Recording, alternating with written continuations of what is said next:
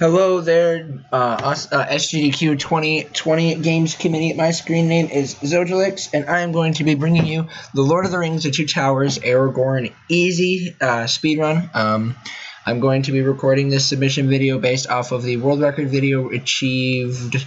I don't remember what date it was, but at the time of this video, it is the most current world record set by me. And so one thing that I'm going to note before we get started in the run is I'm kind of like halfway in this, just where I started my recording, is in order to this game has an awesome feature called cutscenes from the movie, which is where it will show cutscenes from the movies, both Lord of the Rings, The Fellowship of the Ring, and The Lord of the Rings: The Two Towers. But those take up a lot of time, and so by loading a already completed file, quitting out, and then saving it, we're able to skip every single one of those cutscenes, saving approximately 10-ish minutes, something like that.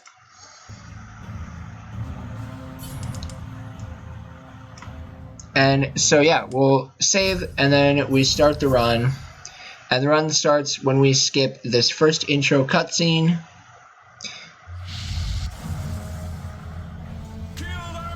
You'll also note that this run is completed on a emulator, but for the sake of the reason for that is because I was having some hardware issues with my Wii and was only able to play on emulator.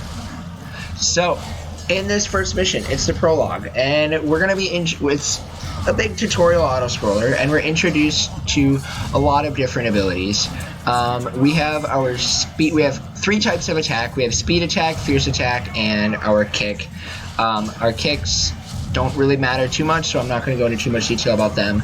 Speed attacks are really good for taking out enemies without shields, and then fierce attacks are used to take out shielded enemies.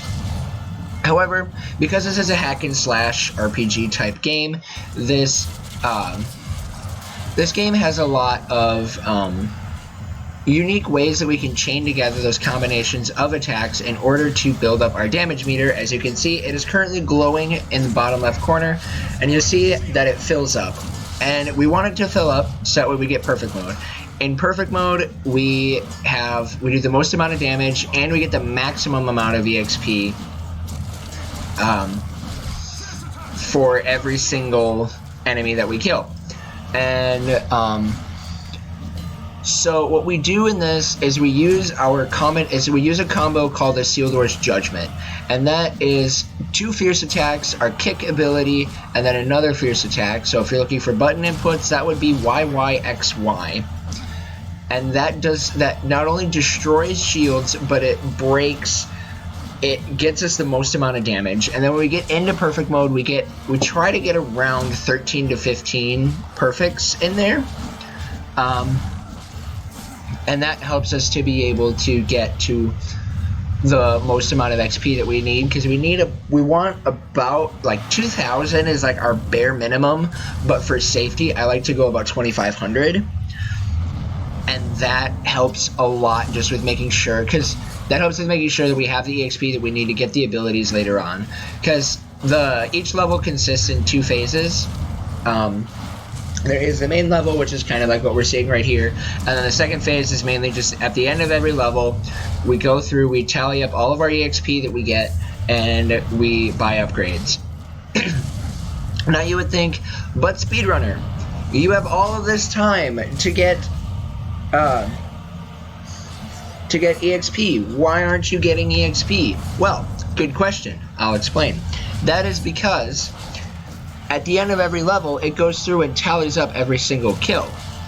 And if we go through and we get a lot of kills, then we have to sit and wait for our kill tallies to be tallied up every single time. And that takes so much time.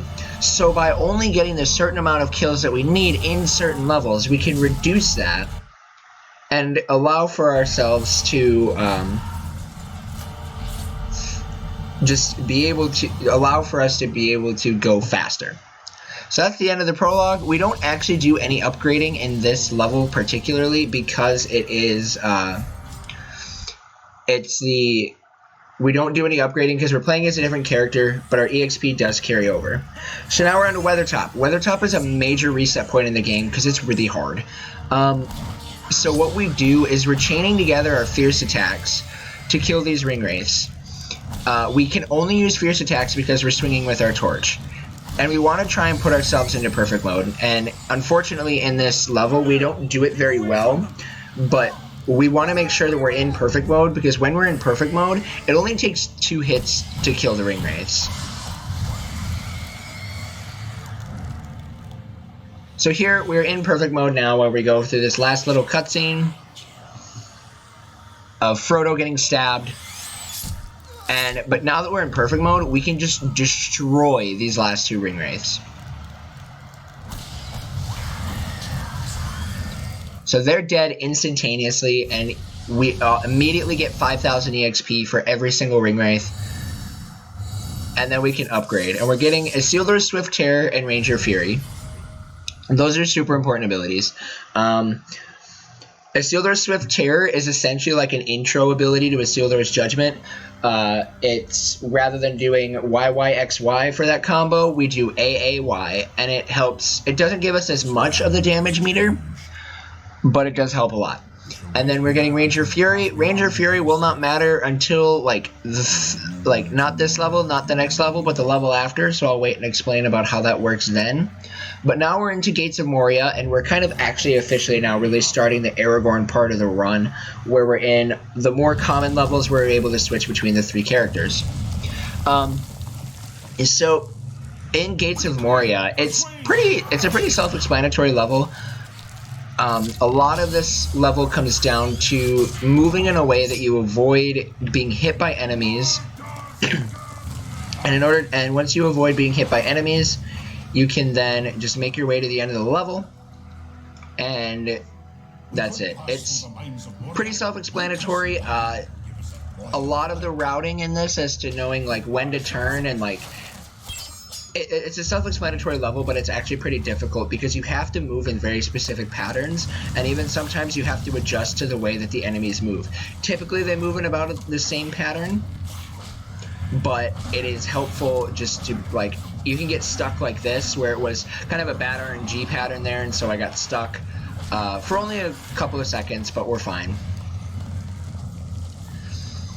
So here we're at the lake. The lake is, you pretty much just want to hug the side of the lake to, again, avoid being hit by enemies and avoid going too deep in the water, because if you go too deep into the water, you lose a lot of speed.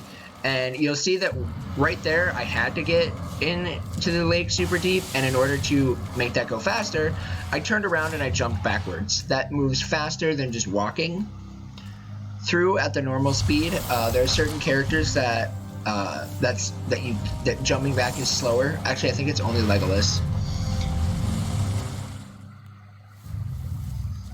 So now we're at the Watcher Under the Water fight. There aren't any fancy quick kill strats really. We just try to hope for good tentacle RNG, and we shoot him in the face, which there I actually misinputted. I hit the wrong button and ended up slashing that other tentacle instead of shooting the Watcher in the Water, which is not what I wanted to do. And this is where the fight can get RNG heavy, because sometimes the tentacles just won't hit, and there's really nothing you can do about it.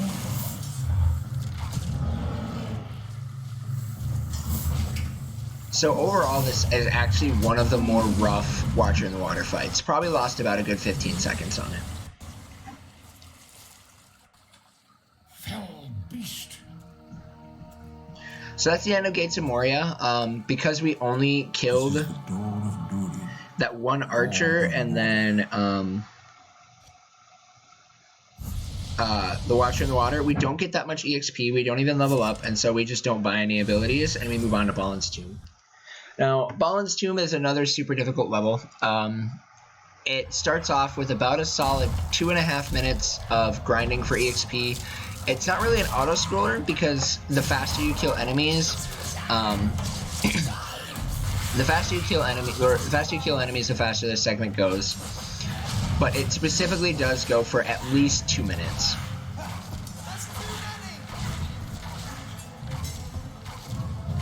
And so the way that we speed this up is we use the Isildur's Swift Terror to get ourselves into perfect mode. as long as you don't get trolled by these shield guys, but those shield guys troll quite a bit.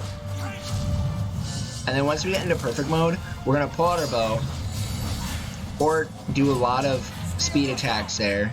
Depending on where the enemies are positioned will depend on whether we spam quick shots with the bow, or if we just use our regular speed attack. As you can see, we're here using the bow, and the reason why we don't need to do full shots is because we're in perfect mode. So it will always one-shot the goblins. And so, yeah, now it's just grinding for a minute, so this is actually a really good time to read quite a few donations.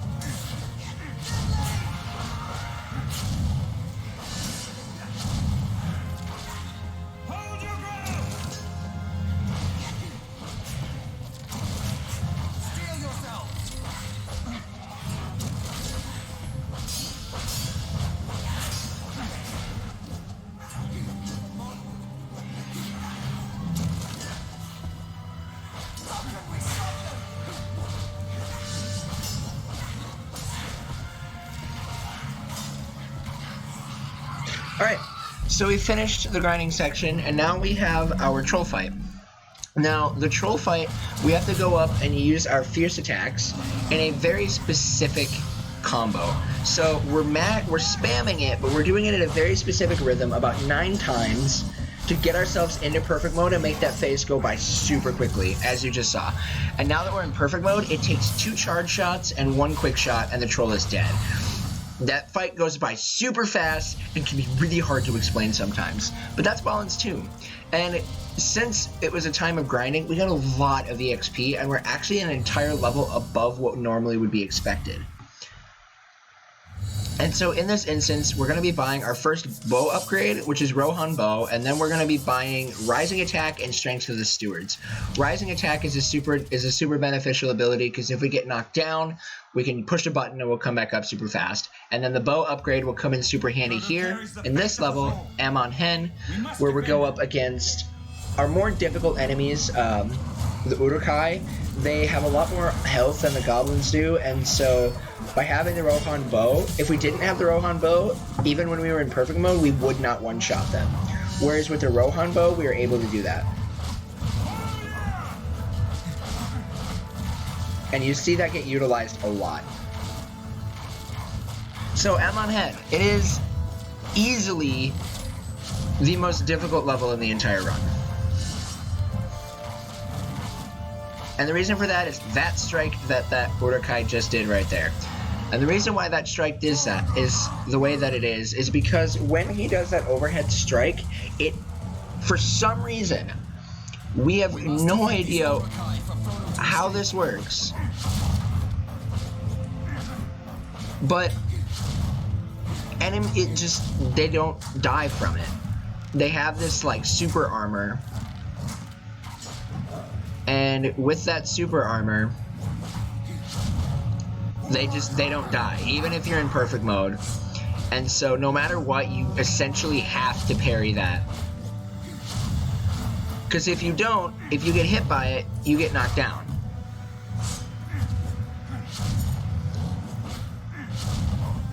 And so a lot of this level shows a lot of like reactive skill for the runner, because you have to be able to adapt to every single enemy, the way that it moves, the way that it behaves, and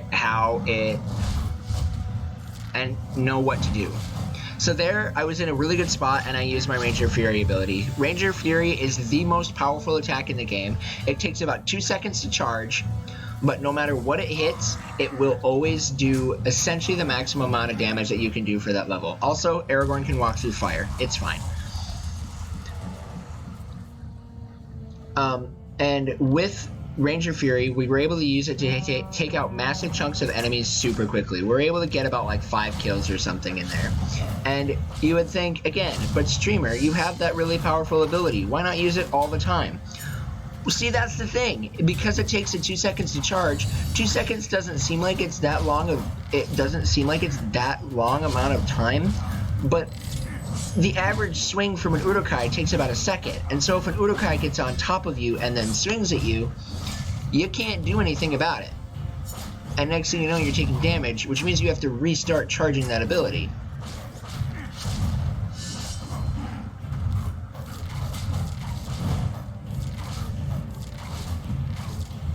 So the instance of the super armor getting really annoying. Now, as far as this level goes, this segment was actually really poor. Spread out! We must not surround them!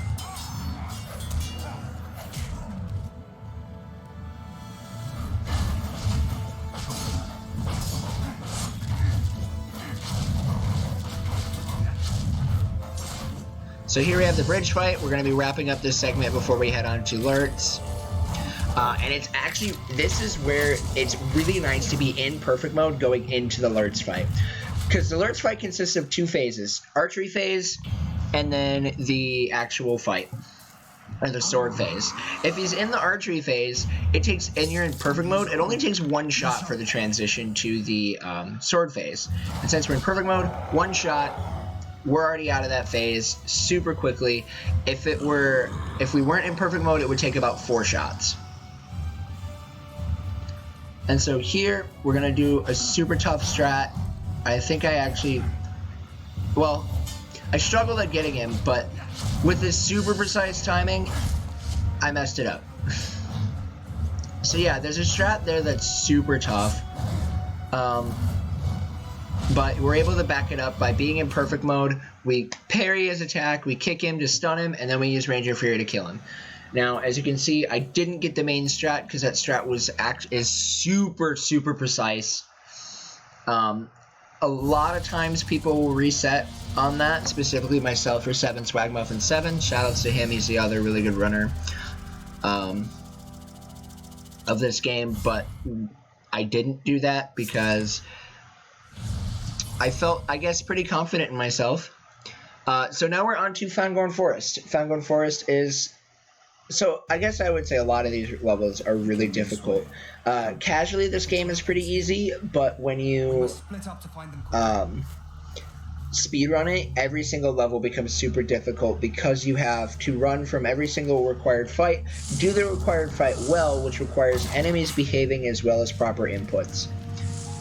So this first fight, we're just going to Ranger Fury those 2 shielded guys, only hit about 1 of them, so we have to go through and do some adaptability stuff.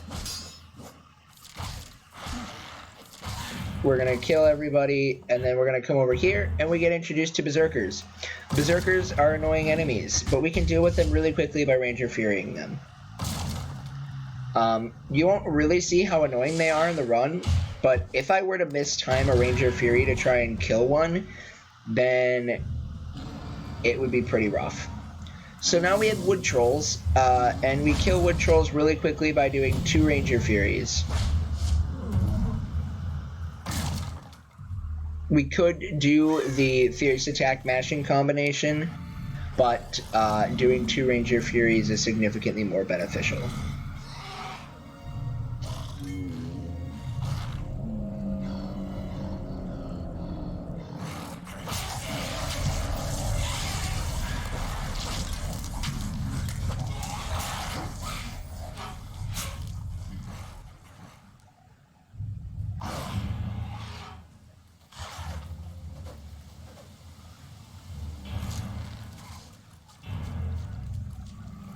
So here we have the river.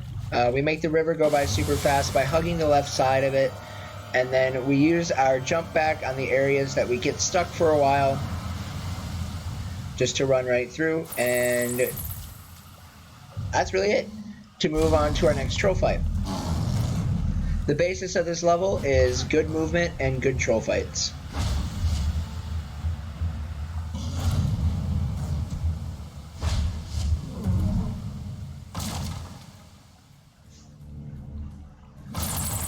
So we have our next Berserker here. Take him out really fast just by doing a Ranger Fury.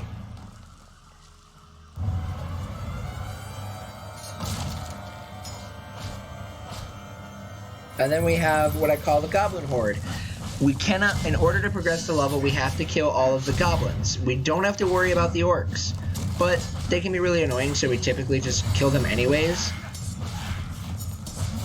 But as you can see, we get ourselves into perfect mode to increase our damage output and make the fight go by super fast.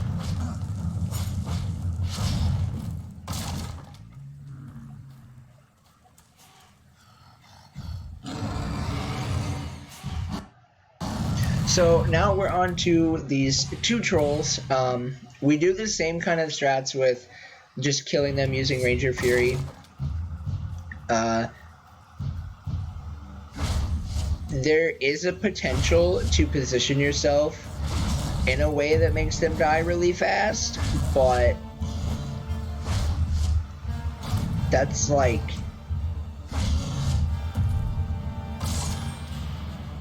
really hard to do because they both attack you and they can both attack you pretty quickly.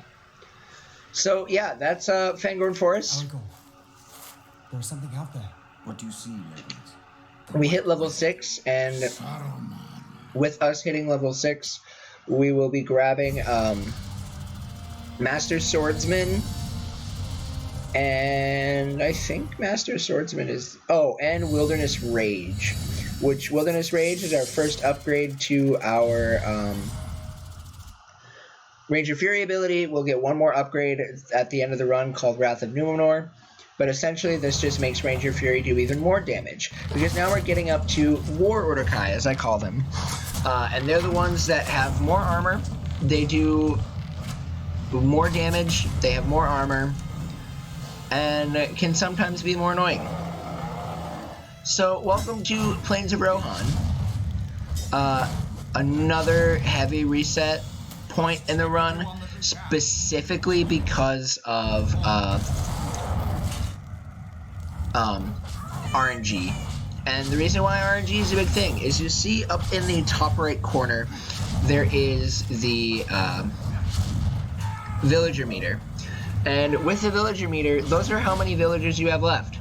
As Gandalf said, you must save everyone that you can or this village will fall. And Press on. I am needed elsewhere. if it falls, you fail, and it's bad.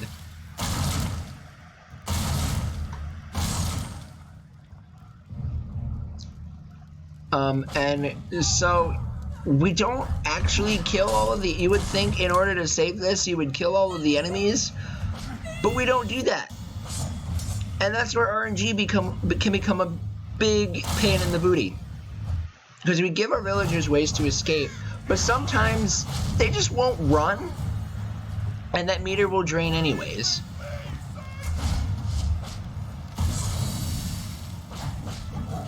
But, and of course, a frequent question that I get is, but streamer, why not just kill all the enemies for an RNG manipulation?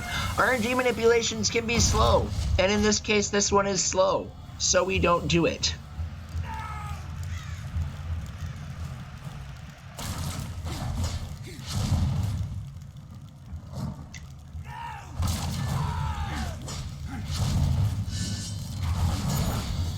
So we have one more fight, we have two more fights before the end of the level. We were able to get perfect mode pretty easily, which made that go by super fast. In fact, so fast that our Wilderness Rage didn't actually break that thing right away like it should.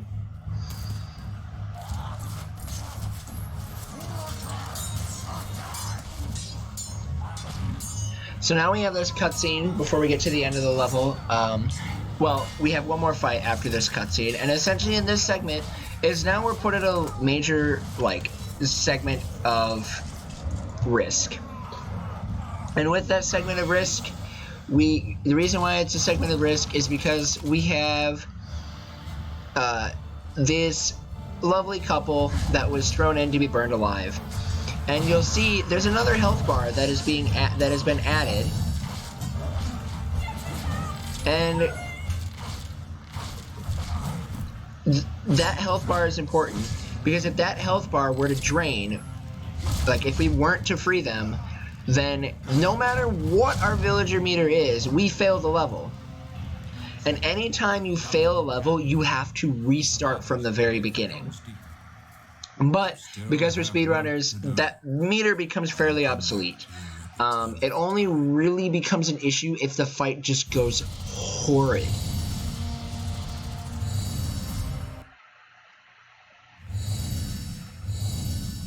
So now we're level 8, which is the max level. We're buying a Steeldor's Judgment, Wrath of Numenor, and Gondor Bow. We are now fully upgraded for what we need. The max level in this game is 10, but we have all the upgrades that we need in order to complete the run as fast as possible. If we wanted to, for safety's sake, we could also buy more health upgrades, but those really aren't that beneficial, all things considered.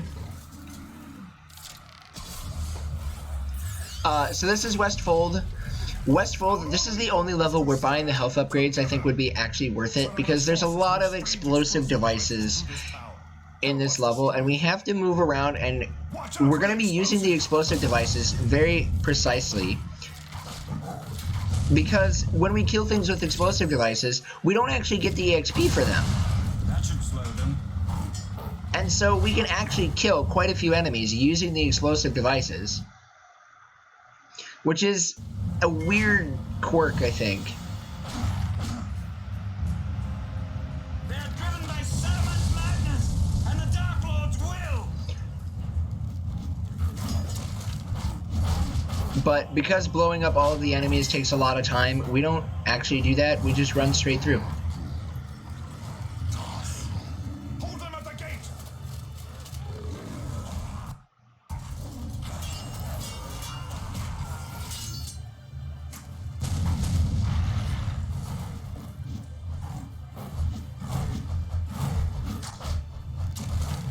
It is impossible.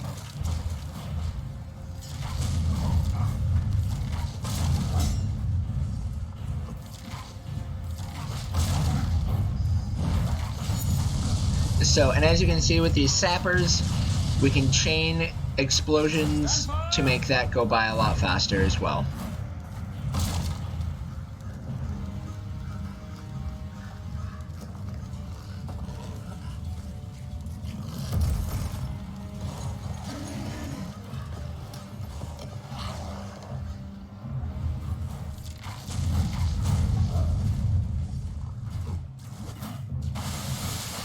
And so now we're at the lake, or the river. I think it's a river. I'm not actually sure. But we make it go by faster by hugging the right side, and then we get stuck by these guys because they're annoying. And then we use our backwards jumps, and this is how we show how stable we are. We can literally run up and swing at that keg of explosive device, at that cart of explosive devices, and we're fine. And that's the end of Westfold. Those few of us able to fight, march for Helm's Deep. There the future. So again, we're fully upgraded, so we're not going to be buying any more abilities. But we're going to get into Gap of Rohan. Gap of Rohan is probably my favorite level in terms of showcasing as far as the speedrun goes, because it's got two segments. One quick fight that lasts about 30 seconds, and then another, and then the end boss fight against Sharku.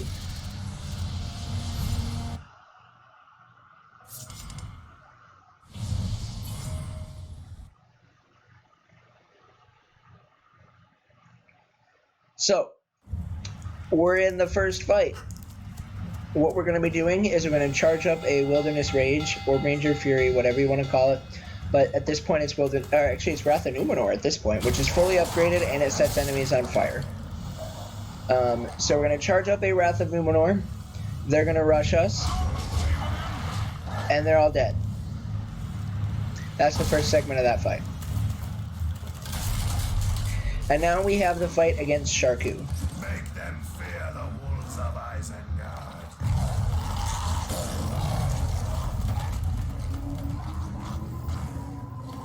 Sharku is the boss, and we have to kill his little homeboys here.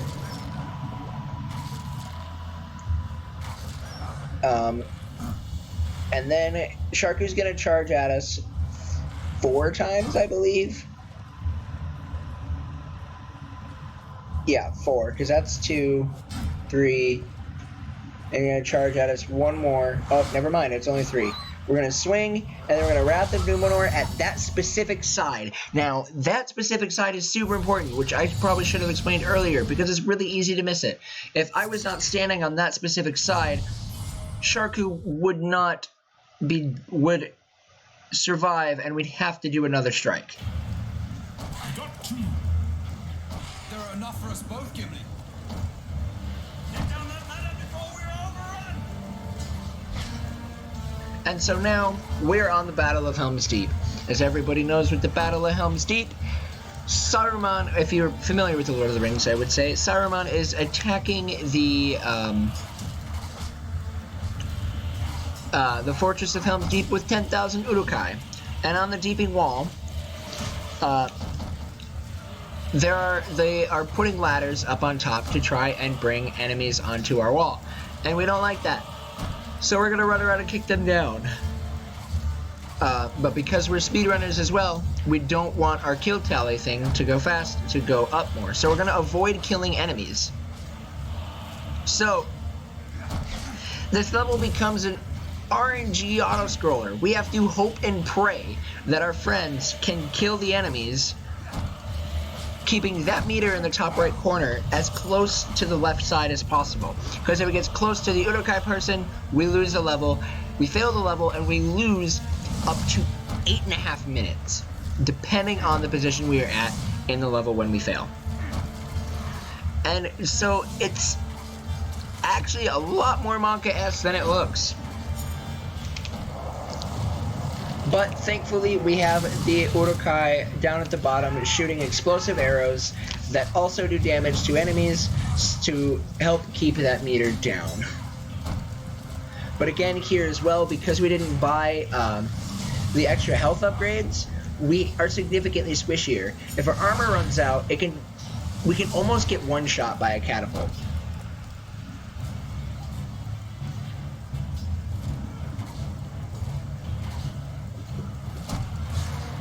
So yeah, we're going to be running around kicking ladders and hoping for good RNG, which I've never seen the RNG go so poorly that I failed the level. So yeah, you can go ahead and read a lot of donations. Depending on, I'm planning, if this run gets accepted, I do plan on having something with my couch set up to make this go by a lot more entertainingly. I'm not quite sure what I have yet, but there is a plan in store for that.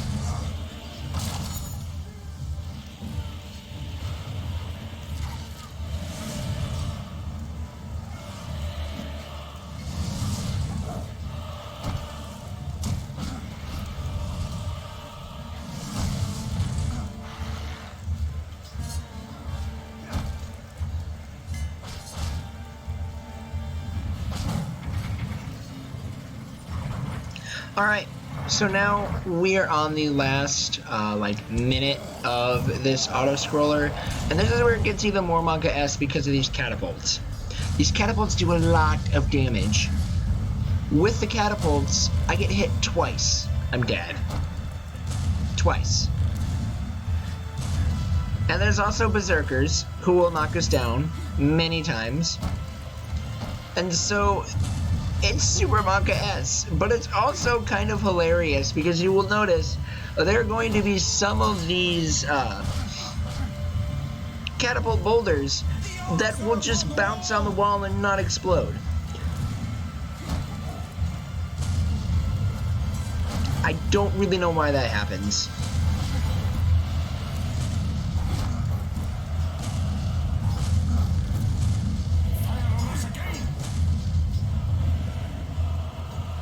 Specifically, where is it? It's one that should be firing here soon.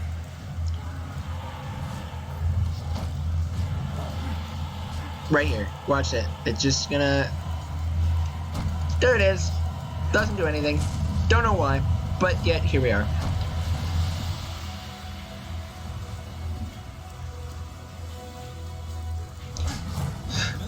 Yay! We made it through the auto-scroller. Thank you guys so much for bearing through that. I know that can be really grueling, especially for something that takes that much time in the run. It is over for now. Then we are level. We have found and we have tried to find any way to speed that up.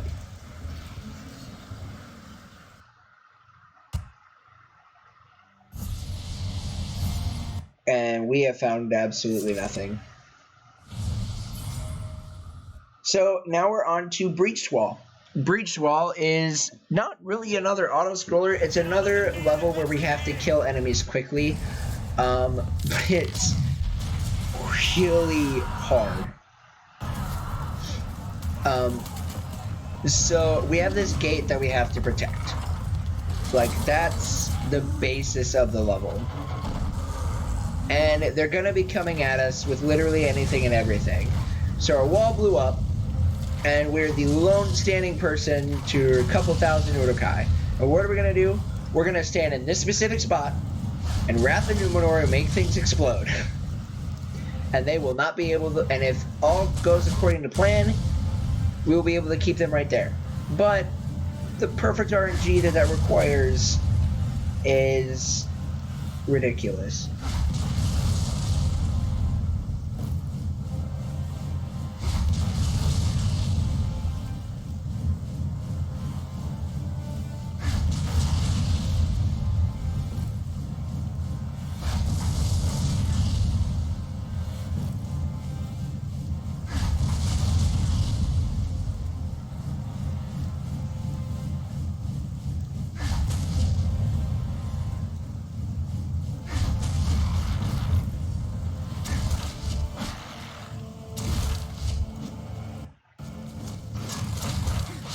So yeah, the enemies are going to get here, but because we have a Sealed Lord's Judgment, we can get into perfect mode super fast and kill them pretty fast.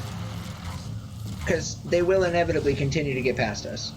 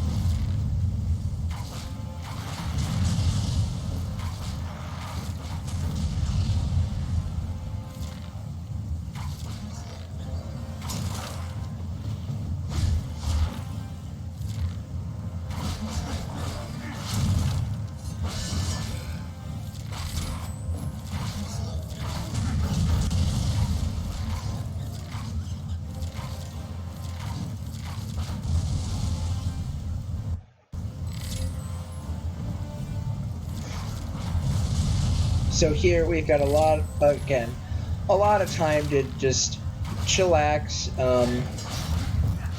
Well, I guess y'all can chillax. I'm gonna be monka-assing my way through this because enemies and RNG and theoretically good arrow shots.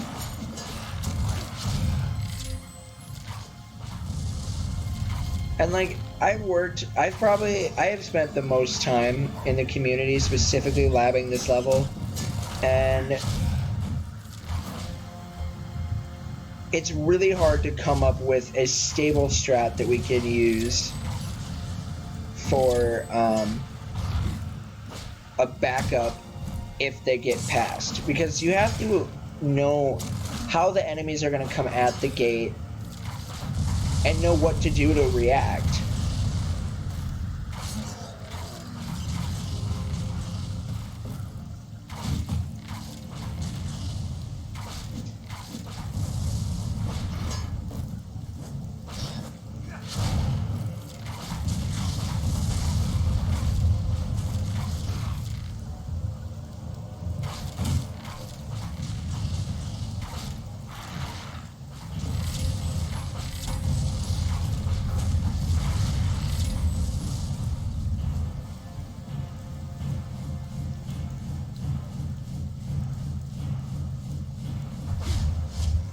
But that's why I have a massive 48-second time save that I barely hit. Because you never know what the enemies are gonna do.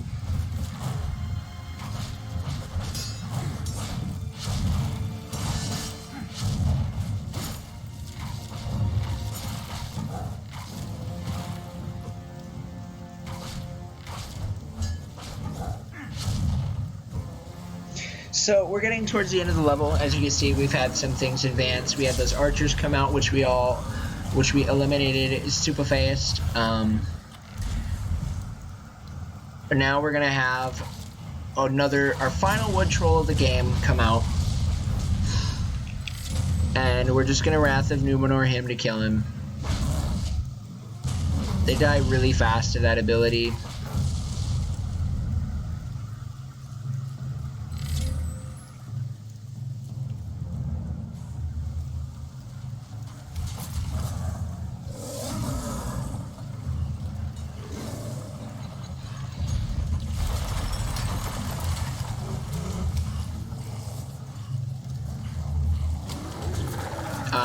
So at the last segment of the game, we have the catapult. Catapult is a pretty hard segment because first we have their captain that's going to rush us. We're just going to parry his attack and keep going. Now, in a perfect world, we would get into perfect mode, which would help us to destroy the catapult super fast. But that requires getting into perfect mode, and that's hard to do. Especially when somebody throws a fire pit on us. So I just kind of leave it. I try to go for perfect mode initially, and when I'm transitioning to the other side here, because now that we're in perfect mode, we destroy that instantaneously. And the most optimal strats would be get into perfect mode, break the two, get into perfect mode again, and break the last one. But that's really hard to do. And so, since we've gotten a lot of kills, and we have this, we're gonna chill for a while, go ahead and read more donations while this is happening.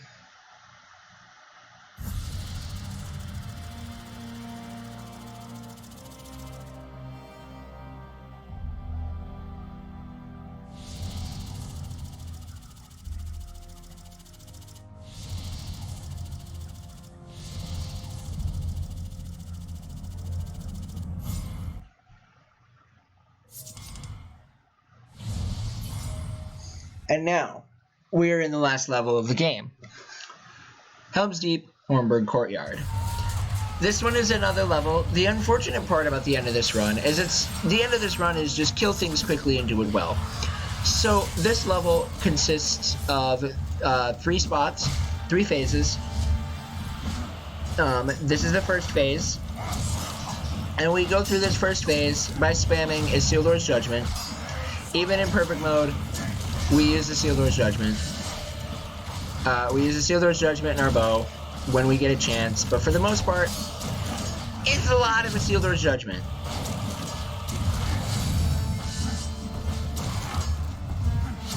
Because we have one more gate we have to protect.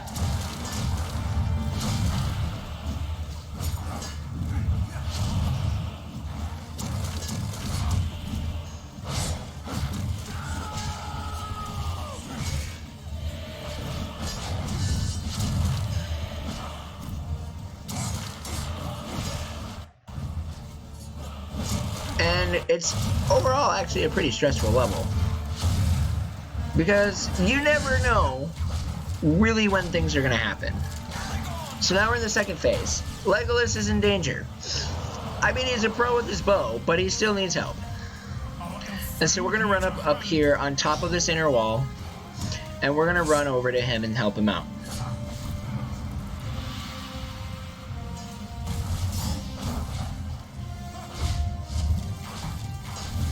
And we help him out by Wrath of Numenoring. We theoretically would Wrath of Numenor every single person.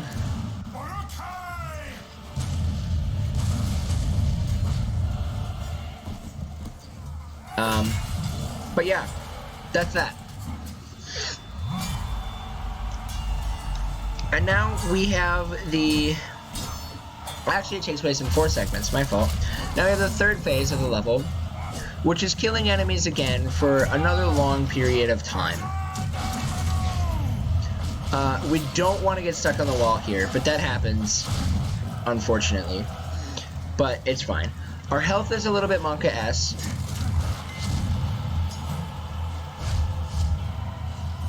But we're back to now spamming a Seal Lord's Judgment. But now that there are going to be more Urukai instead of just the orcs, our bow becomes significantly more effective in this segment.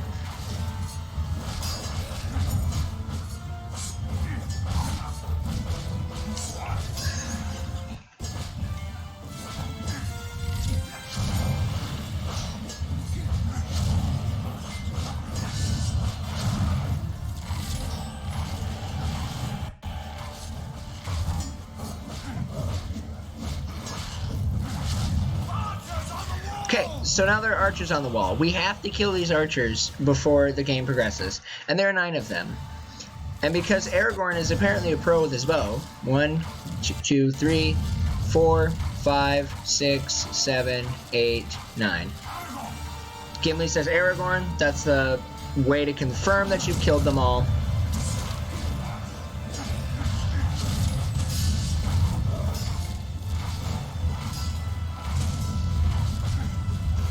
And now it's, again, killing more enemies. But now we have berserkers that can be annoying. Especially when you get 2 of them. But one gets flung by catapults and they die. Which is, honestly, like, probably the most optimal thing you can hope for when you're surrounded by 3 berserkers. Like, this is a level where berserkers can really become annoying. Because they just knock you down. Okay, final level. 2 trolls coming in. Time comes up at the start of this cutscene. Well, not the start of this cutscene. But time comes up when these trolls die. And time.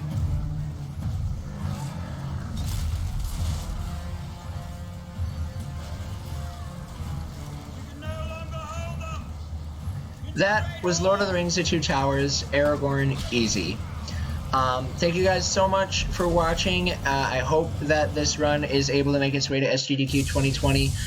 This is a run that I have put the most amount of time into. I've optimized a lot. A couple of shoutouts for this run. Shoutouts to 7 Swagmuffin 7, my anime rival. I love you, homie. You've done a lot of amazing things for this run as well. I love the strats you've come up with. Shoutouts to Hotshotwire and just specifically all of the like, you've done a lot of work just for speedrunning in general. I know you've done a lot for the Lord of the Rings community. You've done a lot for Jedi Academy, Jedi Outcast. You've done a lot for Jedi Fallen Order. Like, you're amazing, dude, and I love you. Shoutouts to you. Shoutouts to the rest of the Lord of the Rings community. Shoutouts to Midwest Speed Fest, my homeboys back at home, literally. Shoutouts to Rogue Nation, my team. Again, you guys are amazing, an amazing community. Shoutouts to the Dumpster, my stream community back at home. You guys are awesome. I wouldn't be here without you guys. And my obviously, well, most important shout out to my mom. I love you, Mom. If it wasn't for you, I wouldn't be here, and I mean that in the most literal sense possible. Like, and also, Mom, you've been an amazing supporter, and thank you so much. And then shoutouts to my final shoutouts, a little interesting. Shoutouts to Covert Muffin. The reason why I'm shouting out Covert Muffin is because at SGDQ 2020, he was showing me a lot for another game that I run called. Well, he was showing me a lot for Star Wars Jedi Knight Jedi Academy. I run that game as well, but not nearly to the extent as this one. And he told me that if I find a speed game that I'm passionate about, that I work hard, and if I work hard at it, it will one day show up on the GDQ stage. And that was such massive words of inspiration for me. To know that even a game like this that has 2 active runners can still show up on the GDQ stage. And, you know, Covert's always just been a person that has just been a really good inspiration for me in my runs. I wouldn't be the speedrunner I am without the way that he comes at speedrunning and the way that he comes at performing. And so shout outs to him. But yeah, that'll do it for Lord of the Rings Two Towers Aragorn. Thank you guys so much for watching, and I hope to see this on the SGDQ 2020 stage.